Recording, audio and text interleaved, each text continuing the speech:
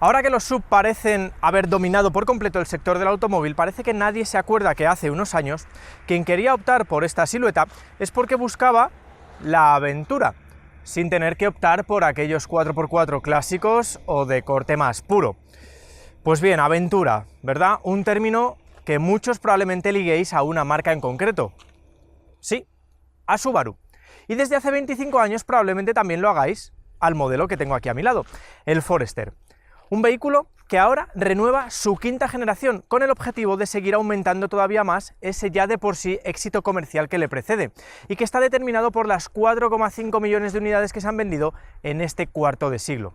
Un modelo que mantiene intacta su última evolución, la hibridación, pero que la remoza con determinados aspectos estéticos que hoy, aquí en AutoScout24, canal que ya te recuerdo que te suscribas y actives la campanita, te vamos a mostrar desde ya.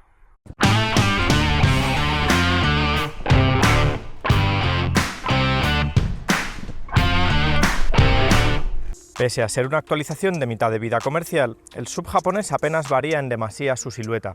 Mantiene sus formas cuadradas y su aspecto todoterrenero, con unas dimensiones de 4,64 metros de largo por 1,81 de ancho y 1,73 de alto, a lo que suma una generosa distancia libre al suelo, de 22 centímetros. De esta actualización los principales cambios se centran en lo que estáis viendo, en el frontal. Aquí hay un elemento que llama poderosísimamente la atención y es la calandra. Gana en tamaño, se sobredimensiona y adquiere un nuevo tramado en negro con un marco en el mismo color. También ofrece una nueva línea cromada que cruza justo la parte central y da predominancia al logo.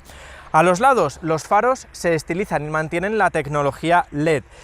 Hablando de iluminación, estrena también grupos ópticos para las luces antiniebla y ya que estamos en esta zona, los paragolpes también se modifican y adquieren un aspecto mucho más robusto, mucho más off-road, gracias a esta placa.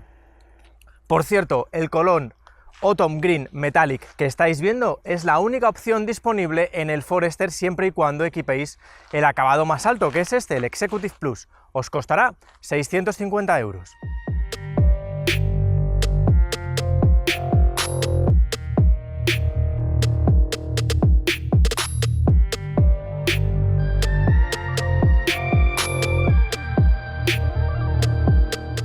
De puertas para adentro se mantiene la elevada calidad de esta quinta generación con una construcción sólida y elegante en la que se estrenan tres ambientes diferentes. Uno de ellos, el de cuero napa marrón de nuestra unidad.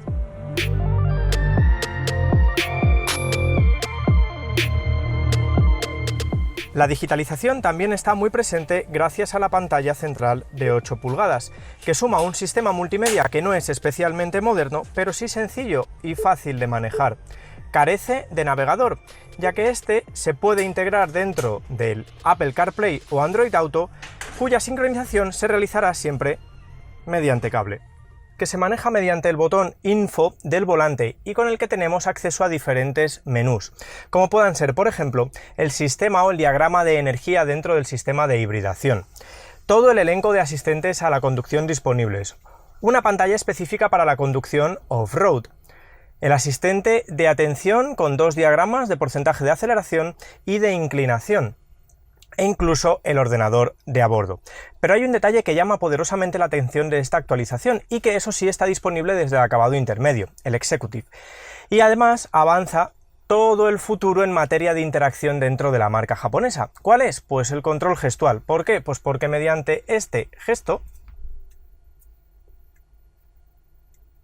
en teoría, se podría subir o bajar la temperatura de 2 en 2 grados, pero como habéis visto, no siempre funciona, y cuando lo hace es porque le hemos pillado muy bien el puntillo. El resto se mantiene inalterado con un cuadro de instrumentos analógico con una pantalla central de 4 pulgadas bien segmentada en lo que a menús se refiere, o una consola central que aglutina los comandos relativos al X-Mode. El equipamiento es muy completo, la verdad, y según la marca está valorado en 12.000 euros, aunque echamos en falta elementos como el cargador inalámbrico, el comentado navegador o los asientos con ventilación. Si hablamos de la habitabilidad, este Forester mantiene una de sus máximas, el espacio. Gracias a los 2,67 metros de batalla y sobre todo al 1,73 metros de altura, ocupantes adultos se colocarán sin problemas tanto por hueco para las rodillas como para la cabeza. Además, los respaldos se pueden reclinar en varias zonas e incluso tenemos dos tomas USB y aireadores para nuestro confort climático. El maletero también mantiene su volumen, partiendo de los 509 litros en su posición inicial y llegando a los 1779 cuando se abaten los respaldos traseros. Además, cuenta con un revestimiento de goma pensado específicamente para el uso off-road que se limpia de manera muy sencilla.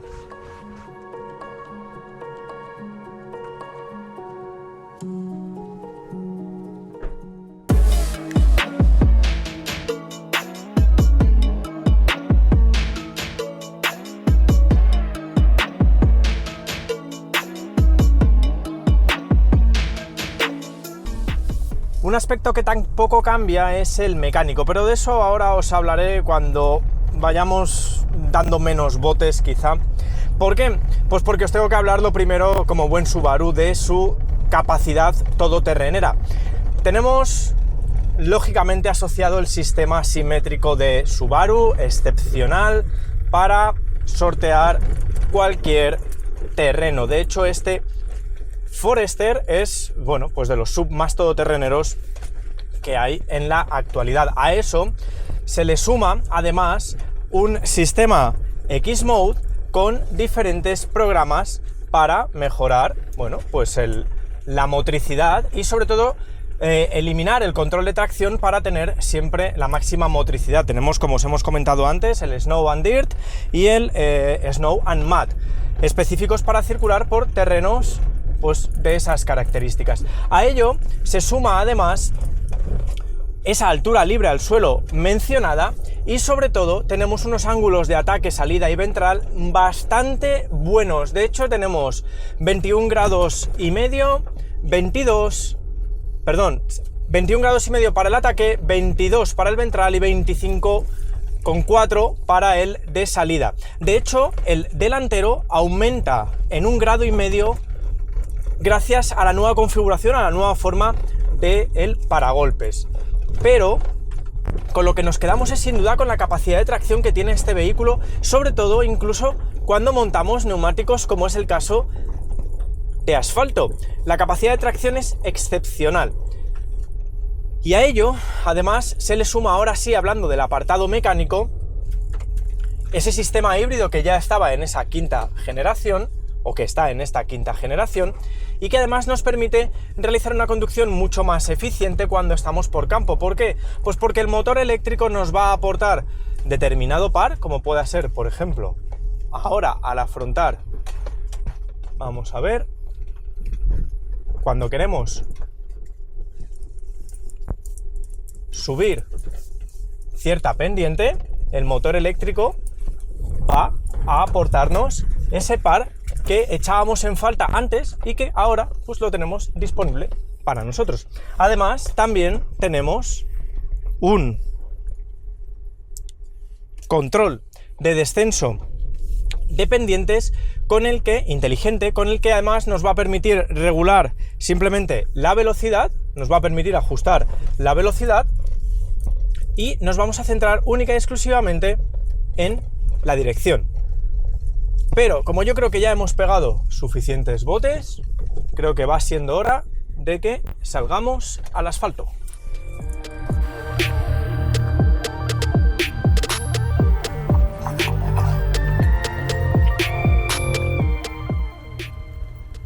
Porque si bien el sistema es el mismo que ya empleaba esta quinta generación, ese motor híbrido, tendríamos que decir que está a medio camino entre un microhíbrido y un híbrido autorrecargable.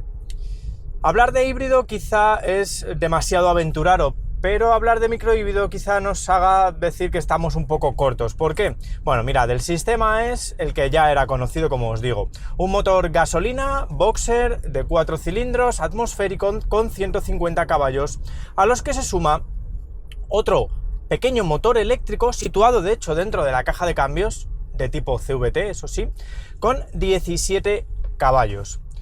Como os digo, hablar de un híbrido sería muy aventurado, pero quedarnos con microhíbridos sería quedarnos un poquito cortos. ¿Por qué? Bueno, pues porque el sistema sí nos permite movernos con el motor eléctrico de manera independiente, aunque el movimiento de este motor eléctrico única y exclusivamente se realiza en determinadas ocasiones, en momentos muy puntuales, que son los de máxima fatiga, máximo rendimiento del motor de combustión, para rebajar el consumo y aportar un poquito de caballaje o de potencia extra, o incluso de par, como ocurría en las situaciones off-road. Esos momentos son, bueno, pues las arrancadas, el máximo aceleración e incluso determinadas maniobras. Quizá aquí penséis, vale, ya hay microhíbridos que utilizan eso, sí, pero son pocos, y hasta la llegada de ellos, este Forester, o el sistema híbrido de Subaru, era ese puntito intermedio. Tenemos una batería de 0,6 kWh de capacidad, que bueno, pues por eso no nos permite hablar de una autonomía eléctrica per se. Son 118 voltios, para que veáis, son casi 3 veces más que una de 48 voltios, pero también es menor que la de un híbrido autorrecargable, que está en torno a los 400 voltios aproximadamente. Dicho esto, os tengo que decir que el funcionamiento del sistema, bueno, es suave, cómodo, confortable, no tienes que hacer absolutamente nada. Para moverte en modo eléctrico, eso sí, tienes que jugar muy mucho con el pedal del acelerador para ver en la pantalla superior cómo el sistema se mueve de manera independiente. Cuando aceleras de manera pronunciada, los dos motores trabajan de manera conjunta, pero, ojo, la potencia no incrementa, sigue siendo de 150 caballos. De ahí el hecho de que os diga que el motor eléctrico tiene poca incidencia y básicamente lo que haga sea asistir al motor de combustión. Todo ello está gestionado mediante el sistema de tracción total y una caja de cambios de tipo CVT, que quizás sea lo peor de este sistema, porque ya habéis visto que revoluciona en exceso en determinadas fases al conjunto del sistema y reduce considerablemente el confort.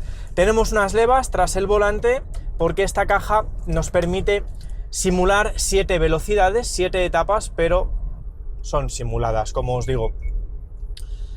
En lo que a consumo se refiere, que es probablemente lo que os estéis pensando más, pues este Forester homologa un consumo medio de 8,1 litros a los 100, que es un dato que es fácil de conseguir en carretera.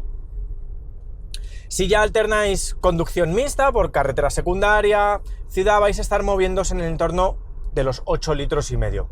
Por carretera vais a estar en esos 7,9, 8,1, y en ciudad, es el dato importante, vais a conseguir rebajarlo por debajo de los 7 litros y medio, porque va a tener mucha más incidencia este motor eléctrico, sobre todo, bueno, pues en esas fases de aceleración, de deceleración y sobre todo de arrancada.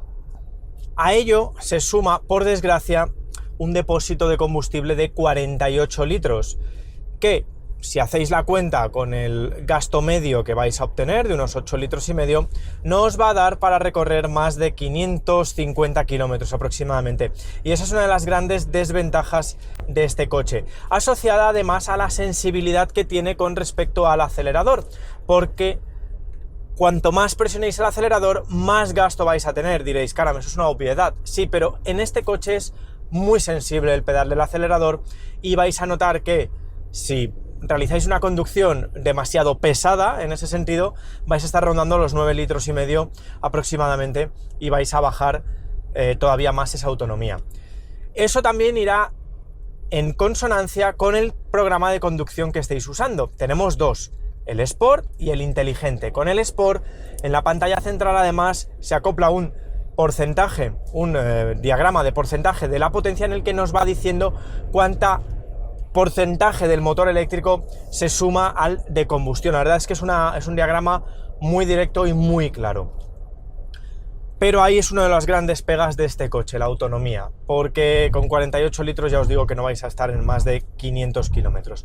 Pero, para acabar con el buen sabor de boca, os tengo que decir que el comportamiento de este coche en carretera es encomiable.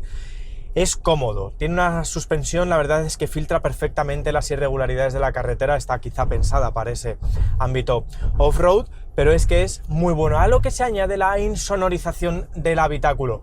Es un coche cuadrado en el que la aerodinámica tendría que tener muchísima incidencia. Bueno, pues bien, está muy bien insonorizado, solo el ruido de la caja CVT no reduce ese confort.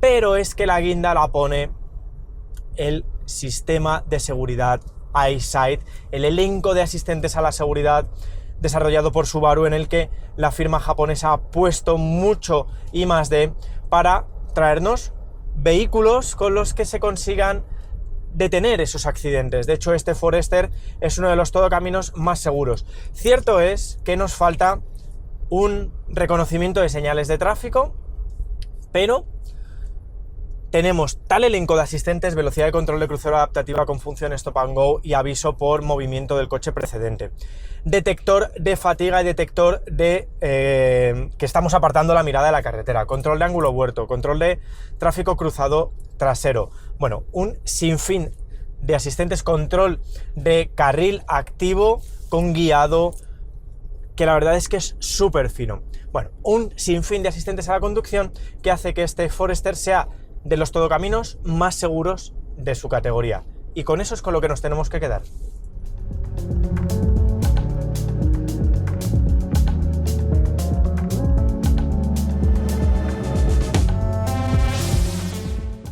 Si bien quien ahora mismo adquiere un SUV ha dejado prácticamente de lado todo ese aspecto aventurero, y ya no os digo ni mucho menos el 4x4, pero si juntásemos esos dos ingredientes dentro de un mismo frasco y los agitásemos bien, la elección y el resultado no podría ser de otra manera que un vehículo de las características que tengo aquí a mi lado, el Forester.